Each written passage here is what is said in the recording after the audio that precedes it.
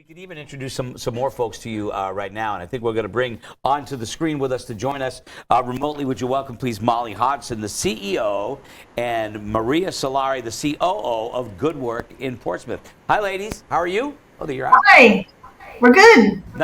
Nice to see you. And Good Work supports and strengthens Seacoast nonprofits by providing meeting rooms, co-working space, affordable housing, and more, while also serving as an incubator for an incredibly diverse set of nonprofit organizations. So here's an organization that is helping other organizations achieve their goals by giving them the tools which to do so, which is, it really speaks to the fabric that we've talked about that all of these nonprofits make that become the state of New Hampshire, and you're enabling that. So congratulations. Let's start with you, Molly, and tell us a little bit more about what Good Work does. Sure, thank you. It's great to be with you guys, and thank you to you for doing all of this incredible good work. We are so elated for all of our nonprofit partners and our incubator participants. As you said, Greg, we are the nonprofit organization that helps other nonprofit organizations be strong and efficient and smart businesses.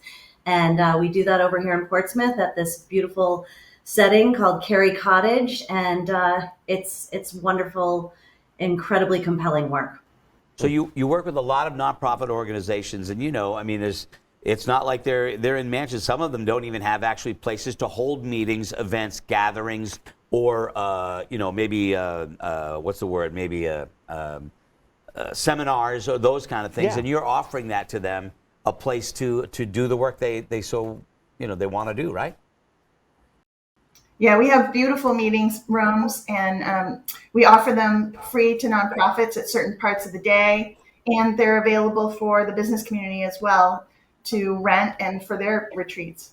Yeah. One of the things that I've noticed so frequently, and in fact, Sam Evans-Brown from Clean Energy New Hampshire mentioned it yesterday during the broadcast, is that you have a lot of people with a lot of passion that jump into this lane of operation of life, of nonprofit, that whole world. Whole lot of passion, whole lot of desire, not a heck of a lot of experience in what they need to do. So I feel like I need to just sort of thank the two of you publicly for providing that type of guidance for other nonprofits. What sorts of guidance are you most frequently giving to those folks that might be fresh into the pool and not exactly sure how to swim? Yeah. It's a lot of personal coaching. Both Maria and I serve as executive coaches with the leadership of the organizations. We provide some professional development opportunities so that they can work on things like board development, fundraising, financial management, building a budget, creating a business plan. So really basic foundational pieces of being a smart, effective business. Because as you said, Scott, folks that go into nonprofit work typically do it because they care deeply about an issue or a cause, and they've got all the motivation and excitement and vision in the world. They just need a little help refining the business pieces to it. So, Maria and I feel really, really lucky to be able to do this work. We've both worked our entire careers in the nonprofit sector, and to be able to pay it forward and give some of that experience back to the next generation of nonprofit leaders is really exciting. Could you guys maybe share a couple of stories about some of the organizations that have grown with your help? Sure. A couple of them are doing New Hampshire Gives and doing quite well. One is Our Place, which is trying to develop housing, supportive housing for developmentally disabled adults in the area. They started with us, and we've helped them with different kinds of coaching and with their tax-exempt filing. We've helped them think about how to work with their board and how to take things a little bit at a time to build the foundation for what they're trying to do.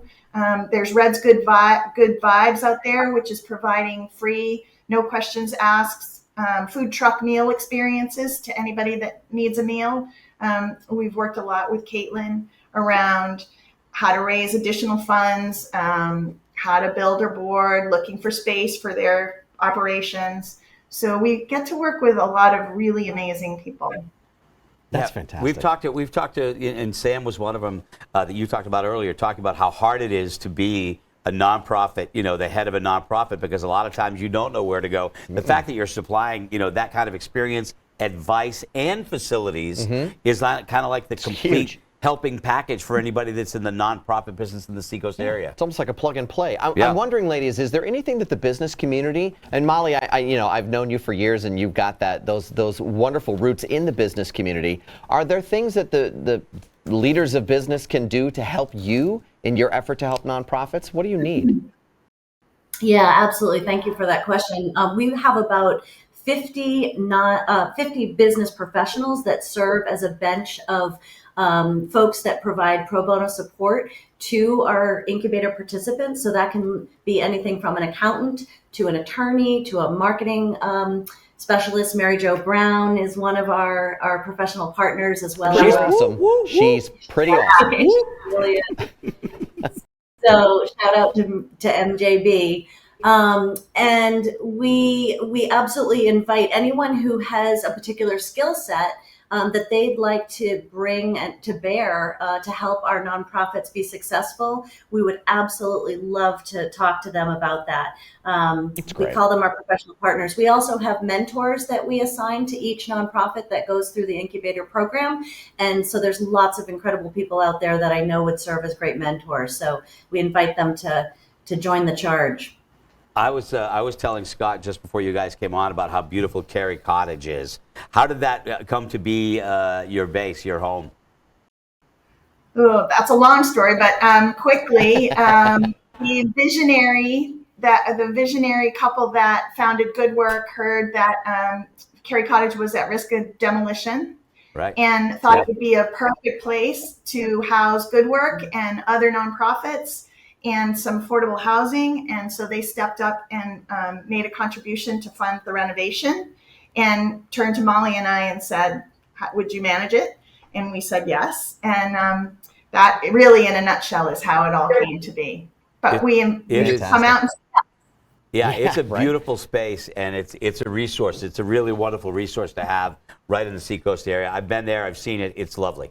So lucky you. Have you Absolutely photographed it yet? I have, actually. It's funny that you should ask that. I have. So Molly and Maria, thank you so much. We appreciate all the work that you're doing with Good Work in Portsmouth, and we hope that this exposure has helped raise awareness about what you're doing and also help generate a few donations as well. Thank you so much. Thank you, ladies. It's nice to see you. Thank you very both. much. thanks for everything you're doing. Thanks a lot. Take care and best of luck. Thank you. So we're ticking down here with just the last few minutes of New Hampshire Gives.